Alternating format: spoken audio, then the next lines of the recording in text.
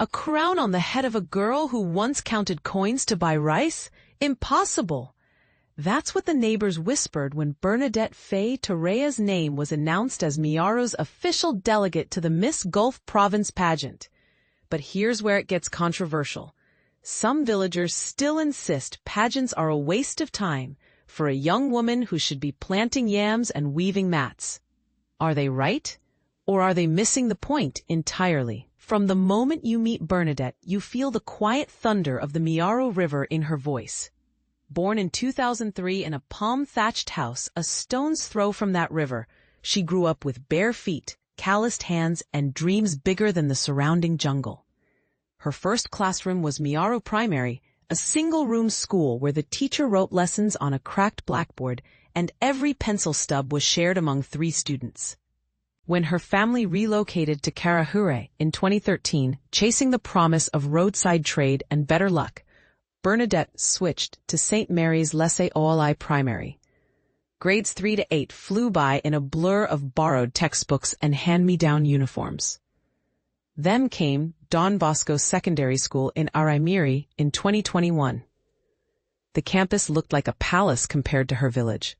Real science labs, a library with actual books on shelves, and dormitories with mattresses instead of woven floor mats. Yet the shine wore off fast. Year 1 was manageable, Bernadette remembers.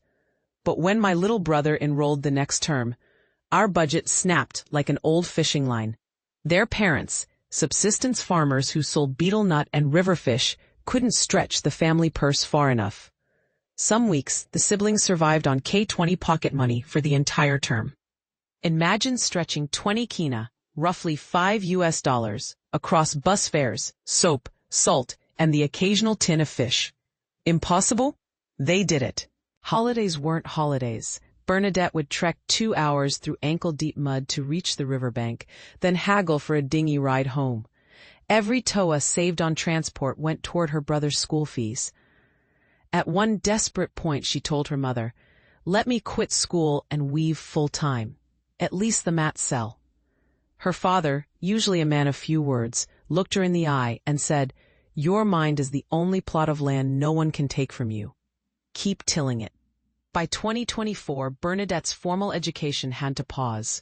As the eldest child, she became the family's second breadwinner, sitting cross-legged beside her mother, fingers flying over pandana strips, crafting intricate patterns that would later be sold at the Karema market. She thought her story would end there, a talented weaver, a dutiful daughter, a girl who almost finished high school. Then the invitation arrived. The Miss Hauvu Miaru Committee, an all-women group of aunties, teachers, and church leaders, decided Miaru needed a voice on the provincial stage. They chose Bernadette. The announcement hit the village like a sudden storm. Some elders cheered, others frowned, muttering that pageants promote vanity and distract girls from real work. And this is the part most people miss. Bernadette herself felt terrified. "I've paddled dugouts, cast fishing nets, and danced at bride price ceremonies," she told the committee, "but I've never worn heels. I don't even own a tube of lipstick." The women laughed kindly and got to work. They pooled their own money meant for rice, kerosene, and school contributions, to buy Bernadette fabric, beads, and her first pair of sandals.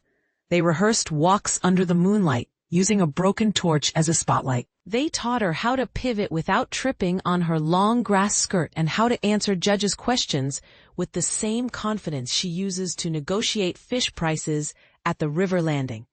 On pageant night, Bernadette stepped onto the stage in a costume that told her life story. A crown of river reeds, a necklace of NASA shells her little brother collected, and a skirt dyed with mud from the Miaru's banks. The audience, city folks in glittering dresses and polished shoes, fell silent. In that hush, Bernadette felt the river's current pulsing in her veins. She spoke of women who rise before dawn to weave, of fathers who skip meals so children can learn, of dreams that refuse to drown even when the tide is high. After her speech, judges dabbed their eyes. Social media exploded with photos of the village girl who stunned the city. Yet Bernadette insists the real victory happened long before the applause. Every time a young girl sees me and thinks, if she can, maybe I can, that's the crown I care about, she says. So, was the pageant worth it? Some still argue the money spent on gowns could have bought school supplies for the whole village. Others counter that visibility can unlock scholarships, sponsors, and a louder microphone for unheard voices.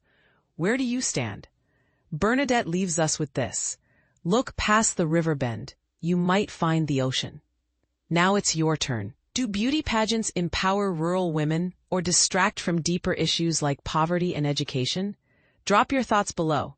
Agree, disagree, or share a story of your own. Let's keep the conversation as alive as the Miaru's current.